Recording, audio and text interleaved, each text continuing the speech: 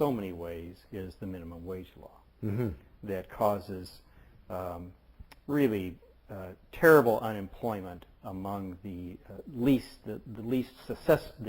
most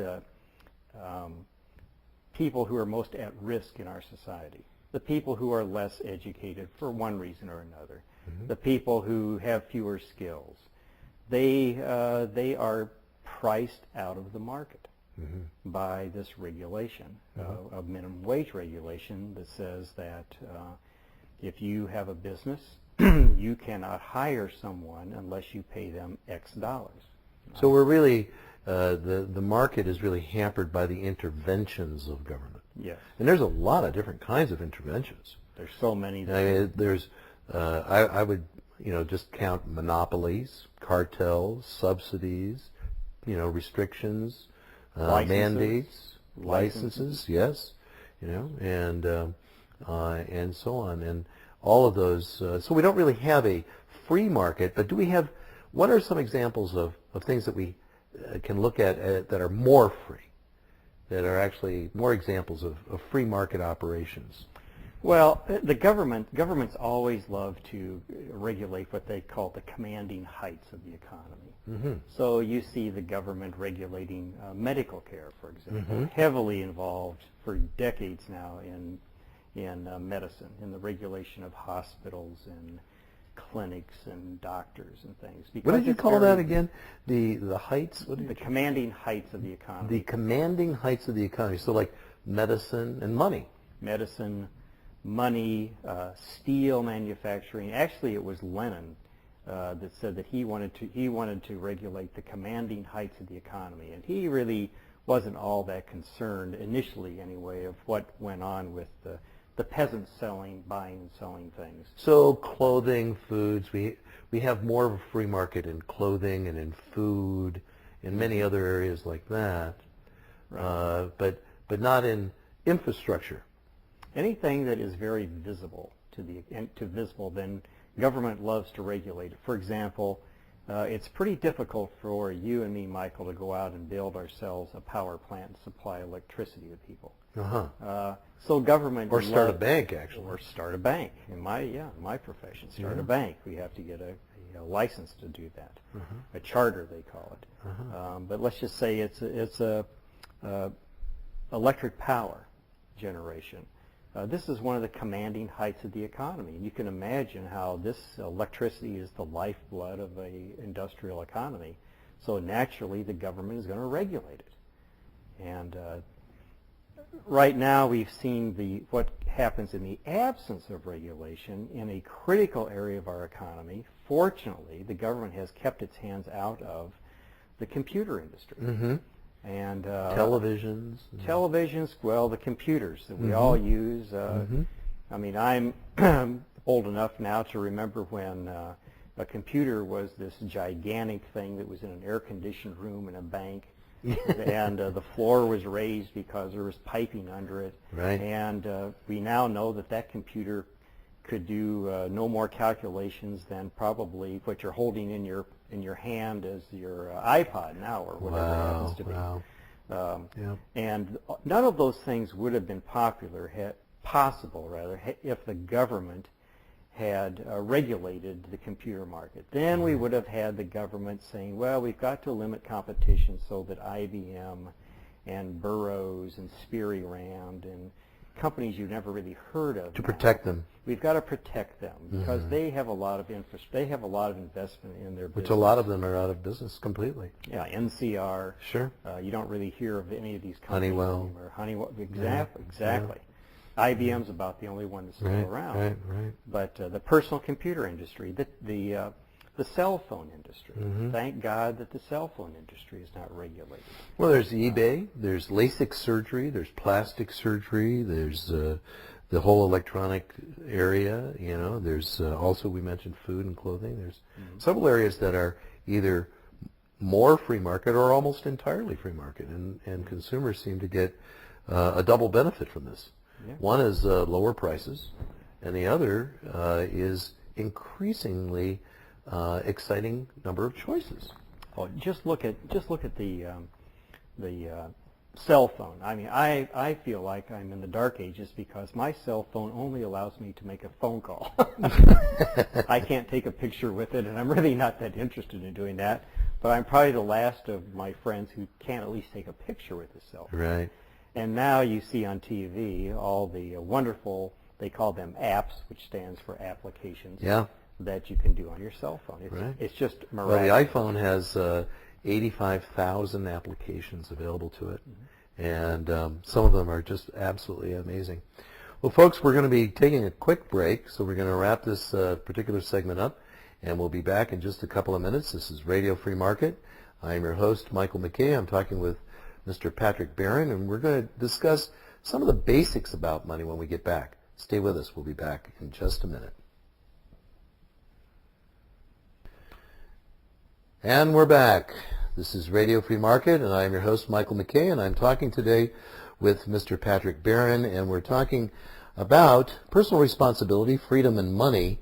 And Pat, we're going to talk now, we're going to change gears a little bit, and why do we even need money? Let's talk about some of these real basic issues. Let's get some of our listeners who are still trying to learn about money and economics, some basic compass points for themselves. Why do we even need money? I remember Star Trek, Gene Roddenberry, he wrote the entire series where they didn't even have money in their series. But in the real world, why do we need it? It's really a great question. It gets to the very heart of a market economy, and it really gets to the very heart of why we have all the wonderful things that we even have today.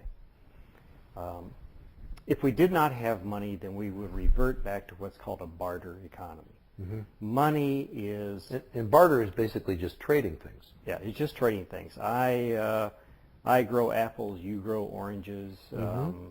I got meat in my fridge, you can fix my car. Right. And if I want something that you have, I have to, if I have apples and I'm an apple grower and I need someone to come and roof my house, well, I have to find someone who is willing to roof my house and take apples in return. That's called a coincidence of needs. That's a double coincidence of needs. Double Coincidence of needs and wants, because the guy who roofs houses has to say, gee, I need apples, and the guy who has apples says, gee, I need my house with the new roof on it. And that isn't going to happen very much. Right. So you realize quickly that civilization and economy would not progress very far. It basically means that we live on a subsistence level. Yes. Yeah. Right. And probably the best example of this would be how the North American Indians traded with one another. You know, the tribes did trade with one another, but they traded at a very low level. You know, maybe fish for pelts and vice versa, things like this. So in order to expand the division of labor, we have to have a commodity that is useful for lots of things that a lot of people want. And this is what money becomes. Now, so we have what's called indirect exchange. So I'm the apple grower, and you're a guy who roofs houses, Michael, and we both realize that you know, there are some commodities that everybody wants, and you know, in different societies, those are different things. But over the years and over the eons, gold and silver have always been desired by everyone. So even people say, well, I don't really want to own gold and silver, will realize that, well, I'll trade my apples for gold, and then I'll use that gold later on to walk over to visit Michael's office and see if we can strike a deal for him to roof my house for a certain amount of gold. And this is how money arises. Money arises spontaneously out of the market. No one dictates this. It's impossible for anyone to dictate what would be used as money. This is a fallacy. So nobody really determines what the society uses as a money. It comes out of the market itself. Yes, and even people today say, well, the government dictates that we use the dollar. But that's because the dollar has a very long history of being used, and the dollar did arise out of the market. It's impossible for anyone to come in and say, I'm going to force everyone to use this new kind of money, and we're going to call it a McKay in honor of you, Michael. Well, thank you. And so here I am. I'm the all-powerful dictator, and we're no longer going to use whatever we're using in society, $1 or a pound or a yen, whatever the case may be, or it's going to be a McKay. Well, what would I have to do? I would have to go around and determine just arbitrarily what everything costs in McKays. How would I do this? I would have no idea what a computer should cost, what a chair should cost, what a car should cost, what a loaf of bread should cost in terms of this new McKay. But this is exactly what arises through the market process spontaneously over time. The